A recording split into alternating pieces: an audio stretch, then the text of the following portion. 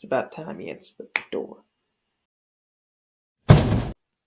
I was just wondering if you wanted to hang out for a little while and eat some chips and fill our bellies with Pib Extra and play Lego Dimensions for the PS4.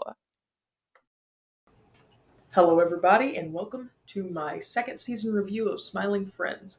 The pictures aren't quite the best because my screenshot website of choice doesn't have Smiling Friends for whatever reason. But I hope you enjoy, hope you subscribe, and some of the third thing.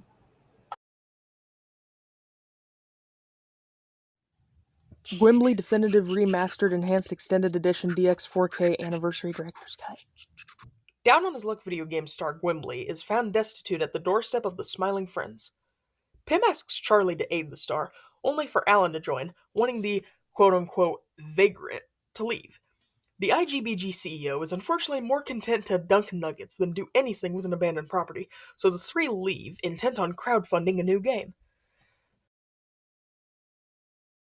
At the HQ, a muscle-bound client asks Charlie to do all sorts of humiliating tasks under the guise of helping the man smile. Gwimbly attempts to fall flat, as the antagonist now lives as a family man, and his sidekick was taken by substance abuse. Troglor pursues Gwimbly, leading back to the office. James, confused, decides to oof the CEO, as Troglor and Gwimbly make amends by being playable together in a fighting game, as was Mr. Boss.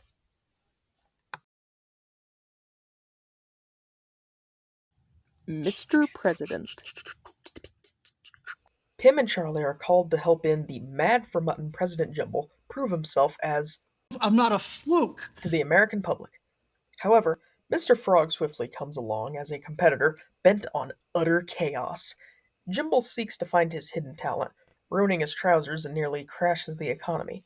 Charlie bails and finds the newscaster Worms attempting to manipulate the public when he offhandedly mentions Mr. Frog's appetite for bugs. Pim's stress levels are rising just as Jimble decides he doesn't care what the public thinks of him, and is giving rousing applause. The victor is unfortunately Mr. Frog due to a singular voter, Glep. He has sound reasoning, though. The idea of spoofing politics is becoming more contentious as the years pass. Thankfully, Smiling Friends draws more inspiration from internet dwellers than real political figures. President Jimble's antics are certainly not for everyone, but I enjoy him, especially the fact that he's randomly given subtitles. Alan Adventure. We see Alan's morning routine, including his iconic landlord. Mr. Boss asks him to retrieve paperclips, and Alan heads to office crap, an unsuccessful stop in more ways than one. Paperclips? No, sorry. Unfortunately, we're sold out. Alan then heads over to Crimeville, meeting a kind old man who offers him the paperclips for free, which are intercepted by DJ Spit. The budget is given a spectacular boost during the chase, as they land in the woods where a Sasquatch takes the paperclips into a cave. This reanimates a pirate skeleton who is soon swallowed up by a spectacularly designed leviathan.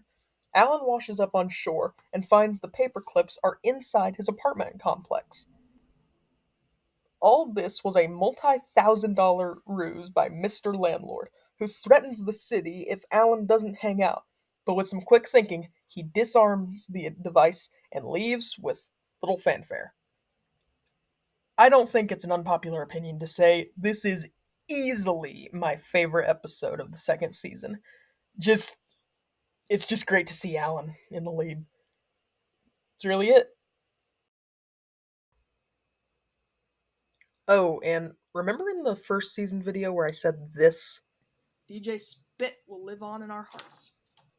Yeah, that didn't age the best. The boss finds love?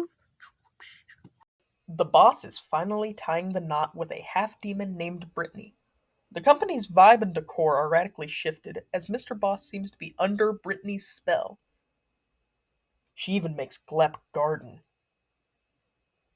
Alan, Pim, and Charlie search for answers and stumble upon a YouTube explanation. The trio resolve to destroy Brittany, with Alan leaving for his iconic Dr. Monster appointment.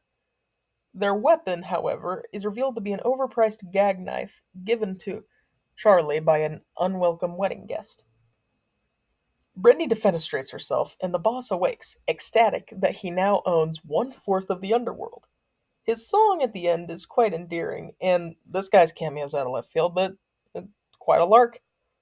Mr. Boss's character seems to be written with the intent of disturbing the audience. As such, it's only fitting the second Halloween episode focuses on him. Also, the episode aired 148 days before Halloween, but that's besides the point. Brother's egg. The boss thinks it appropriate to mess with his employees before giving them the real mission of helping out a scientist. Professor Psychotic's issue with creating life is nothing compared to his relationship with his brother. The two have a lengthy argument, which culminates in Daniel being kicked out. Oh, his real name's Daniel, by the way. Pym asks Doug, that's Joel Haver, to reconsider when one of his co-workers is crushed. Daniel, meanwhile, is eating with Charlie at a flying fish restaurant and exhibits a failure in communication. While the brothers try to apologize to the best of their abilities, a scuffle soon breaks out, only stopped by Daniel's homunculus. The two resolve to mend their relationship and father said homunculus together. This episode was the first I noticed an instance of the pacing being less than ideal, with the opening taking up more time than the resolution. I will admit, however, the episode is tightly written, with no scene being truly seamless if another is missing. Charlie, Pym, and Bill versus the alien. We meet Pym's old UFO UAP. hunting buddies, who at first seem rather lame. However, when Charlie shows them what a theremin is, the eponymous trio are abducted by aliens. Oh, better make that duo. They meet two red letter media aliens that insist they party with them in an astonishingly animated trip sequence. To prove they're not squares, Pym and Charlie destroy a desolate planet that the party aliens told them was densely populated. A noise complaint attracts the space fuzz, and, as the duo flee, they discuss their wild adventure along the way to Earth, which is not as they expected. While I personally subscribe to the belief that no Smiling Friends episode is bad, I must admit this episode has very little to discuss. The magical red jewel, aka Tyler, gets fired. Starting off on a sour note, Mr. Boss axes Tyler. What a jerkwad.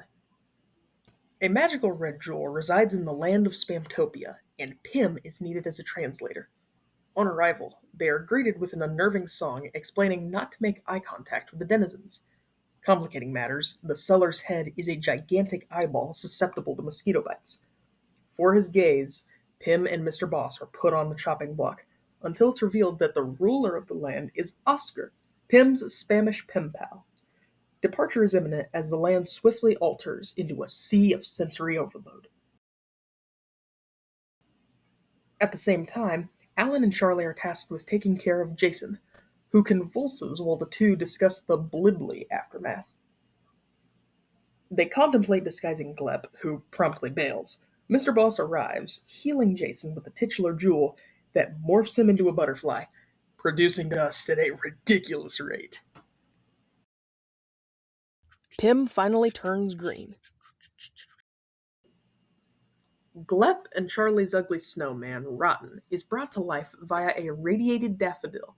Voiced by Dana Snyder, Rotten seeks to cherish life with good times until Pym implies to him that life is limited. Rotten's wails of fright deter citizens from the charity, and Charlie, eager to cheer him up with a special guest. This plan backfires in such a spectacular way, I suggest you watch it for yourself.